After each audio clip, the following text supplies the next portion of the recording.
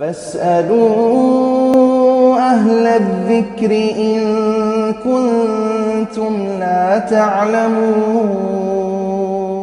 السلام علیکم ورحمۃ اللہ وبرکاتہ۔ ناظرین کرام، آج موجودہ حالات کے 3 اہم اور ضروری مسائل کے ساتھ آپ کی خدمت میں حاضر ہیں۔ سب سے پہلا سوال آج یہ کیا جا رہا ہے کہ حکومت کی طرف سے مسجدوں کو سینیٹائز کرنے کا حکم جاری کر دیا گیا ہے، تو ایسی صورت میں ہمیں شریعت کیا حکم دیتی ہے مسجدوں کو سینیٹائز کرنے کے سلسلے میں؟ اس کا جواب جاننے سے پہلے ہمیں چند باتیں جاننا ضروری ہے۔ سب سے پہلی بات یہ کہ آج مارکیٹ کے اندر 2 طرح کے سینیٹائزر دستیاب ہیں۔ ایک وہ سینیٹائزر جس کے اندر الکحل کی آمیزش اچھی خاصی مقدار میں ہوتی ہے۔ دوسری قسم وہ سینیٹائزر جو کلورین سے بنایا جاتا ہے، وہ بھی دستیاب ہے۔ اس میں الکحل کی کوئی آمیزش نہیں ہوتی، اس میں الکحل نہیں ملایا جاتا ہے۔ عام طور سے لوگوں کو سینیٹائزر کی یہ دونوں قسمیں معلوم نہیں ہیں، جس کی بنیاد پر بعض حلقوں میں شدید تشویش پائی جاتی ہے۔ ظاہر ہے کہ وہ سینیٹائزر جس میں الکحل کی آمیزش قطعی نہیں ہے، وہ کلورین سے بنایا گیا ہے، تو اس کا استعمال اس سے مسجدوں کو، گھروں کو سینیٹائز کرنے کے سلسلے میں تو کوئی تردد ہی نہیں، بلکہ وہ سینیٹائزر جس میں الکحل ہے ہی نہیں، اس کا استعمال بلا تردد جائز اور درست ہے، اور ہمارے پاس یہ آپشن بھی موجود ہے۔ حکومت نے صرف ہمیں سینیٹائز کرنے کا حکم دیا ہے، کوئی سینیٹائزر کی خاص قسم اس نے متعین نہیں کی ہے کہ الکحل آمیز سینیٹائزر ہی سے سینیٹائز کرنا ہے یا کسی اور سے کرنا ہے۔ تو جب ہمارے پاس آپشن موجود ہے اور مارکیٹ کے اندر وہ سینیٹائزر جس میں الکحل کی آمیزش نہیں ہوتی ہے، وہ کلورین سے بنایا جاتا ہے، وہ دستیاب ہے، تو ہمارے لیے تو بہتر اور احتیاط یہی ہے کہ یہ سینیٹائزر کو ہم استعمال کریں۔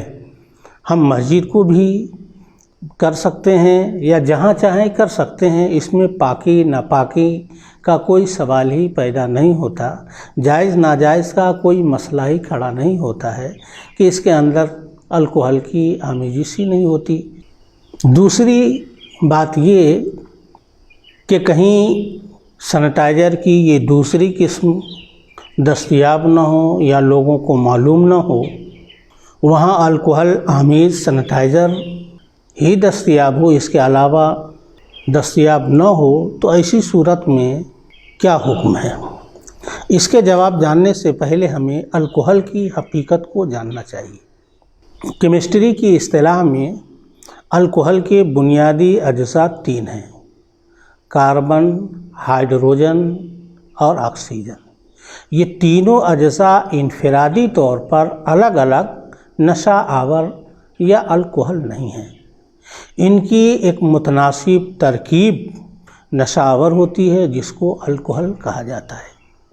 اس کا کیمیائی فارمولہ یہ ہے: جب کاربن اور ہائیڈروجن کے ہائیڈرو آکسائڈ بنے تو یہ ترکیب نشہ آور بن جاتی ہے، اسی کو الکحل کہا جاتا ہے۔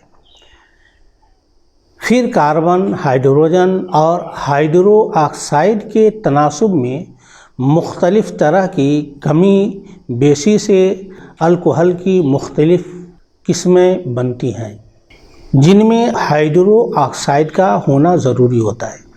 اس کی مقدار جس قدر بڑھتی جاتی ہے، نشہ اسی قدر تیز ہوتا جاتا ہے۔ دوسری بات، الکحل کن چیزوں سے بنایا جاتا ہے؟ الکحل ان تمام اشیاء سے تیار کیا جا سکتا ہے جس کے اندر گلوکوز ہو، جیسے گیہوں، چاول، شکر، آلو وغیرہ۔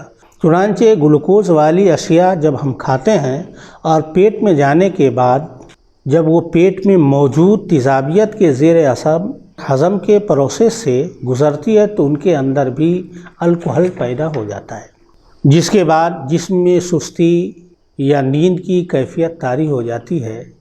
چونکہ الکحل مادے کی نشہ آور کیفیت کا نام ہے، اسی لیے ہم یہ بھی کہہ سکتے ہیں کہ ہر مسکر یا نشہ آور الکحل ہے، اور ہر الکحل نشہ آور ہے، اسی لیے اسے روح شراب بھی کہا جاتا ہے۔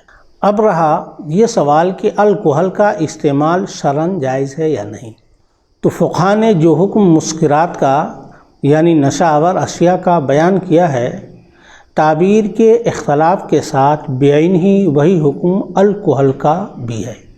یعنی ائمہ ثلاثہ امام مالک، امام شافعی، امام احمد بن حنبل رحمہم اللہ کے نزدیک چونکہ تمام مسکرات بہر صورت حرام ہے، اس لیے ہم جدید تعبیر میں یہ کہہ سکتے ہیں کہ ائمہ ثلاثہ کے نزدیک الکحل مطلقاً حرام ہے۔ البتہ مذہب حنفی میں اس کی تفصیل ہے۔ احناف کے نزدیک انگور کی کچی شراب، انگور کی پکی شراب، کھجور اور منقع سے بنائی جانے والی شراب کی حرمت قطعی ہے۔ دیگر شرابیں اس مقدار میں پینا حرام ہے جس سے نشہ پیدا ہو جائے۔ پھر ان کے نزدیک یہ حرمت قطعی بھی نہیں ہوگی، ظنی ہوگی۔ اس لیے احناف کی بات کو ہم جدید تعبیر میں یہ کہہ سکتے ہیں کہ صرف وہ الکحل حرام قطعی ہے جو انگور، کھجور اور منقع سے بنایا گیا ہو۔ ان کے علاوہ دوسرے الکحل حرام قطعی نہیں ٹھہریں گے اور ان کے حکم میں تخفیف پیدا ہو جائے گی۔ زیادہ سے زیادہ کھجور اور انگور کے علاوہ جن چیزوں سے الکحل تیار کیا جائے تو اسے زیادہ سے زیادہ ہم مکروہ تحریمی کہہ سکتے ہیں۔ الکحل کا یہ اصل حکم ہوا، تاہم ضرورت، حاجت اور ابتلاء عام کے سبب جدید فقہا نے الکحل آمیز اشیاء کے استعمال کو جائز قرار دیا ہے۔ ہم میں سے ہر شخص ایلوپیتھک، ہومیوپیتھک دوائیں استعمال کرتا ہے جس میں الکحل کی آمیزش ہوتی ہے۔ فقہا نے علاج کے لیے ان کا استعمال جائز قرار دیا، جبکہ علاج کے لیے یونانی اور دیگر دوائیں جس میں الکحل نہیں ہوتی ہیں، الکحل کی آمیزش نہیں ہوتی ہے، وہ موجود ہے، پھر بھی فقہا اسے ضرورت، حاجت یا عموم بلوہ کا حوالہ دے کر جائز قرار دیتے ہیں۔ تو جس طرح جدید فقہا علاج کے لیے ایلوپیتھک اور ہومیوپیتھک دواؤں کے استعمال کو جائز کہتے ہیں، جبکہ علاج کے لیے یونانی اور دیگر دوائیں موجود ہے، تو ظاہر ہے یہ تمام ضرورتیں، حاجتیں یا ابتلاء عام موجودہ کورونا کووڈ-19 کے عہد میں بھی موجود ہیں۔ لہذا وہ ضرورتیں آج سینیٹائزر کے استعمال میں بھی پائے جاتے ہیں۔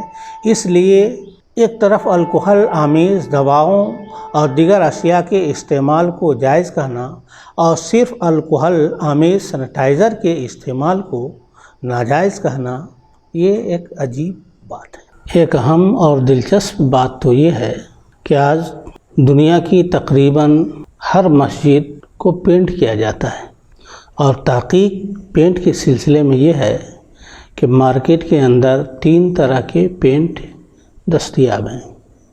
پینٹ کی پہلی قسم جس کے اندر الکحل کی آمیزش پہلے ہی سے ہوتی ہے۔ پینٹ کی دوسری قسم جس کو آئل پینٹ کہتے ہیں، اس کو دیوار پر لگانے کے لیے تھینر کا استعمال کیا جاتا ہے، جس میں تقریباً 90% سے بھی زیادہ الکحل کی آمیزش ہوتی ہے۔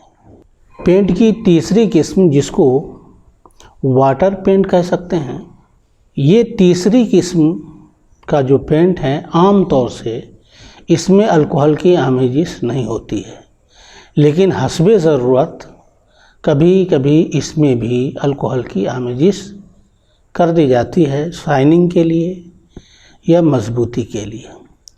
تو اگر ہم مطلقاً الکحل کو حرام اور نجس قرار دیں تو ہماری اکثر مسجدیں یا کہہ لیجئے کہ تقریباً ساری مسجدیں جس میں پینٹ کی جاتی ہیں پہلے ہی سے ناپاک قرار پائے گی۔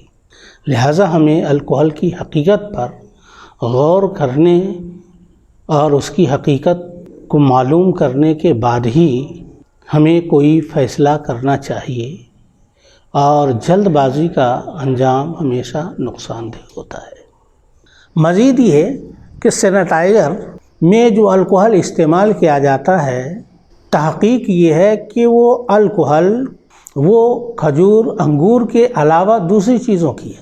ائمہ احناف کے نزدیک کھجور اور انگور کے علاوہ جو مسکرات ہیں ان کی حرمت قطعی نہیں، لہٰذا الکحل آمیز سینیٹائزر کا استعمال بھی حرام قطعی نہیں ہوگا۔ اور چونکہ حکومت کا جبری حکم ہے اور طبی نقطۂ نظر سے سینیٹائزر کا استعمال آج ضروری ہے، اس کے استعمال کا عام اطلاع ہے۔ ان تمام پہلوؤں کو دیکھتے ہوئے الکحل آمیز سینیٹائزر کا استعمال حرام نہیں ہو سکتا، زیادہ سے زیادہ مکروہ یا خلاف تقویٰ ہوگا۔ دوسرا مسئلہ ڈسٹینسنگ یعنی فاصلہ کے ساتھ نماز پڑھنے کا حکم ہے۔ جہاں تک نماز باجماعت میں صف بندی کا سوال ہے تو عام حالات میں صف بندی میں ایک دوسرے سے کاندھا ملا کر برابر کھڑے ہونے کا حکم آیا ہے، اسی طرح دو نمازیوں کے درمیان فاصلہ نہ چھوڑنے کا بھی شدت کے ساتھ حکم آیا ہے۔ چنانچہ بخاری اور مسلم کی متفق علیہ حدیث ہے کہ اللہ کے رسول صلی اللہ علیہ وسلم نے ارشاد فرمایا کہ صفوں کو درست کرو، کیونکہ صفوں کی درستگی حسن نماز سے ہے۔ لیکن ظاہر ہے کہ صفوں میں فاصلہ نہ رکھنے کا یہ حکم عام حالات کے لیے ہے، اگر کسی کو کوئی عذر ہو تو اس کا حکم الگ ہوتا ہے۔ آج کے حالات میں جبکہ سوشل ڈسٹینسنگ کو اطباء نے کورونا کے موجودہ وبائے عام سے بچنے کا ایک ذریعہ بتایا ہے، اس لیے صفوں میں فاصلہ رکھ کر نماز پڑھنا بھی جائز ہوگا، بلکہ ضروری ہوگا، کیونکہ اسی میں ہماری جانوں کی حفاظت ہے اور اسی میں اسلام اور مسلمانوں کی عزت و آبرو کا تحفظ بھی ہے۔ جانوں کو ہلاکت میں ڈالنا، اسلام اور مسلمانوں کو بے آبرو کرنا حرام ہے۔ ضرورت کے پیش نظر مناسب بلکہ ضروری یہی ہے کہ لوگ فاصلے کے ساتھ ہی نماز پڑھیں، جیسا کہ اللہ تعالیٰ نے مجبوری کے وقت نماز میں رخصت دی ہے، کھڑے ہو کر، بیٹھ کر یا جس قدر میسر ہو ممکن ہو اس طرح نماز ادا کریں۔ تیسرا سوال ماسک لگا کر یعنی منہ ڈھانک کر نماز پڑھنے کا شرعاً کیا حکم ہے؟ تو اس سلسلے میں بھی حدیث پاک میں چہرہ ڈھک کر نماز پڑھنے سے روکا گیا ہے، منع کیا گیا ہے۔ حضرت ابو ہریرہ کی روایت ہے کہ اللہ کے رسول صلی اللہ علیہ وسلم نے منع فرمایا کہ کوئی شخص اپنا چہرہ ڈھک کر نماز نہ پڑھے۔ اسی وجہ سے فقہائے کرام چہرہ ڈھک کر نماز پڑھنے کو مکروہ تحریمی قرار دیتے ہیں۔ تاہم شریعت کا یہ حکم عام حالات کے لیے ہے، ضرورت اور حاجت کے تحت اس حکم میں جزوی تبدیلی بھی کی جا سکتی ہے۔ مثلاً اگر کسی شخص کے چہرے میں کوئی چوٹ ہو یا زخم ہو یا خون بہنے کا ڈر ہو تو ایسی صورت میں اسے چہرے پر پٹی باندھ کر نماز پڑھنے کا حکم ہے۔ نماز پڑھنا اس کے لیے بلا کراہت جائز ہے۔ اسی طرح آج کے حالات میں جبکہ اطباء نے کورونا کے اس وبائے عام سے بچنے کا اس کو بھی ایک ذریعہ قرار دیا ہے کہ اجتماعی مقامات پر لوگ چہرے پر ماسک لگائیں، اب ایسے میں اس طبی ضرورت کے تحت جس میں ہماری جان و املاک کی حفاظت ہے، چہرے پر ماسک لگا کر نماز پڑھنا یقیناً بلا کراہت جائز ہے۔ یہ 3 مسئلے ہوئے۔ پہلا مسئلہ مسجدوں کو سینیٹائز کرنے کا حکم۔ تو اس سلسلے میں آپ نے سنا کہ 2 طرح کے سینیٹائزر مارکیٹ میں دستیاب ہیں۔ ایک وہ سینیٹائزر جس میں الکحل کی آمیزش ہوتی ہے، دوسری وہ قسم جو کلورین سے بنایا جاتا ہے، اس میں الکوہل کی آمیزش نہیں ہوتی ہے۔ تو احتیاط یہ ہے کہ کلورین سے بنا ہوا سینیٹائزر استعمال کریں، لیکن اگر یہ دستیاب نہ ہو تو ابتلاء عام اور حاجت کے تحت الکوہل آمیز سینیٹائزر سے بھی مسجدوں کو سینیٹائز کرنا جائز اور درست ہے۔ دوسرا مسئلہ، فاصلے یعنی ڈسٹینسنگ کے ساتھ نماز پڑھنا جائز ہے، درست ہے، کوئی کراہت نہیں۔ تیسرا مسئلہ، ماسک لگا کر، یہ بھی اس وبائے عام سے بچنے کے لیے ماسک لگا کر نماز پڑھنے میں بھی کوئی کراہت نہیں ہے، جائز اور درست ہے۔ اہم بات ایک یہ ہے کہ اجتہادی مسائل میں جو فتویٰ ہوتا ہے وہ مفتی کی ایک رائے ہوتی ہے۔ مفتی کے نزدیک شرعی دلائل سے جو حکم ظاہر ہوتا ہے اس کو وہ بیان کرتا ہے، جس میں صواب اور خطا دونوں کا احتمال ہوتا ہے۔ دوسری بات یہ کہ فتویٰ کا تعلق فتویٰ کی بنیاد، سوال سائل کی حالت، زمان اور مکان پر ہوتا ہے، اس لیے ایک مفتی کا فتویٰ ہر شخص اور ہر زمان و مکان کے لیے کافی نہیں ہو سکتا۔ فقہائے کرام کے درمیان جو مسائل میں اختلاف پائے جاتے ہیں اس کے ایک بنیادی سبب زمان اور مکان اور اخوان کا اختلاف، اس کا بدل جانا بھی ہے۔ کبھی ایسا بھی ہوتا ہے ایک مجتہد کے نزدیک رخصت کے لیے عذر کا تحقق ہو جاتا ہے اور اسی مسئلے میں اسی صورت میں دوسرے مجتہد کے نزدیک رخصت کے لیے جو عذر چاہیے اس کا تحقق نہیں ہوتا ہے، تو ظاہر سی بات ہے حکم میں اختلاف ہوگا۔ مثلا کسی بیمار کو اپنی بیماری کے بڑھ جانے کا اندیشہ ہو کہ اگر وہ پانی استعمال کرے گا تو مرض بڑھے گا، یا دیر سے ٹھیک ہونے کا گمان غالب ہو، تو فقہائے حناف کے نزدیک یہ عذر ہے، یہ رخصت کے لیے عذر ہے، یہ کافی ہے۔ رخصت کے لیے ایک عذر ہے کہ وہ شخص پانی استعمال نہ کرے بلکہ تیمم کرے۔ تیمم کے لیے، تیمم کی جو رخصت ہے اس کے لیے یہ عذر کافی ہے۔ اسی صورت میں فقہائے شوافع کے نزدیک یہ مرض بڑھ جانا یا دیر سے ٹھیک ہونا یہ عذر کافی نہیں ہے رخصت کے لیے، لہذا تیمم کے نزدیک جائز نہیں ہوگا۔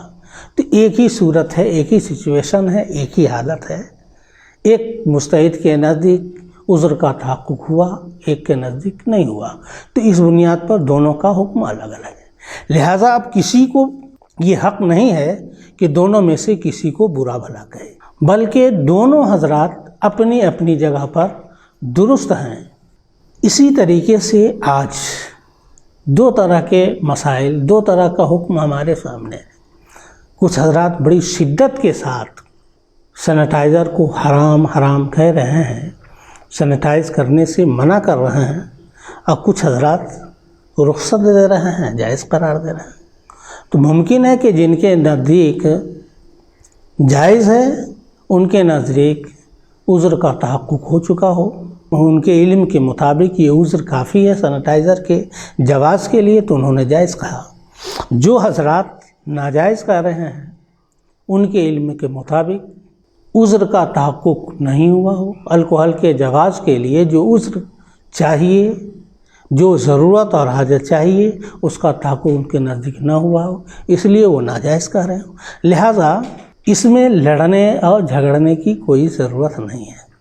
نیز ہمارا فتویٰ نزاع کا باعث اس وقت بن جاتا ہے جب ہر شخص، ہر مفتی اپنے فتویٰ کو وحی کا درجہ دے کر یہ گمان کر لیتا ہے کہ دنیا کے ہر شخص پر اس کا بیان کیا ہوا حکم ماننا لازم و ضروری ہو جائے، اور جو اس کو نہ مانے، اس نے فتویٰ، جو اس فتویٰ کو، ان کے حکم بیان کردہ حکم کو نہ مانے تو اس پر شدید لعن طعن کرتے ہیں۔ ہمیں سوچنا چاہیے کہ جس کا اعتماد ہمارے اوپر نہیں ہے وہ بھلا کیوں کر ہمارا حکم مانے گا؟ ہر شخص کے لیے ایک معتمد علیہ ہے، ایک معتمد عالم کہ جس پر وہ بھروسہ، جس مفتی پر وہ اعتماد کرتا ہے، جس پر وہ بھروسہ کرتا ہے، وہ اس کے بیان پر وہ عمل کرے گا۔ اور امام مالک رحمۃ اللہ تعالیٰ علیہ کی بہت ہی پیاری بات ہے کہ امام مالک رحمۃ اللہ تعالیٰ علیہ نے ارشاد فرمایا کہ دنیا میں صرف ایک ہی ذات ہے کہ جن کی ہر بات کا ماننا ہر شخص کے لیے واجب و ضروری ہے، وہ صرف اور صرف ایک ہی ذات ہے، محمد عربی صلی اللہ تعالیٰ علیہ وسلم۔